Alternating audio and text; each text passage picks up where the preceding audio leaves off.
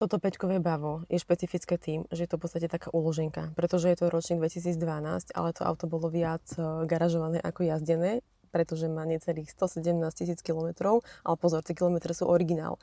Takže môžete ísť kľudne na web RPZV, čo je vlastne register prevádzkových záznamov vozidiel, kde si viete pozrieť odopas. Toto auto má svoj odopas, to znamená, že si viete pozrieť reálne najazdené kilometre. Okrem iného na tom webe si môžete pozrieť aj vygenerovať autopas, komplexné overenie vozidiel, a prípadne kombinácia ODO Autopass, viete to mať vlastne reálne za pár eur. Sú tam vlastne rôzne úrovne, či je základný, či je rozšírený, máte tam vlastne aj poistné udalosti, aj všetky emisné kontroly. A vlastne keď si dáte ten, aj vzor si viete pozrieť a tie kilometre, je tam dátum, je tam stav kilometrov pri rôznych aktivitách, či to je kontrola servisná, emisná, alebo je to vlastne nejaká iná poistná udalosť.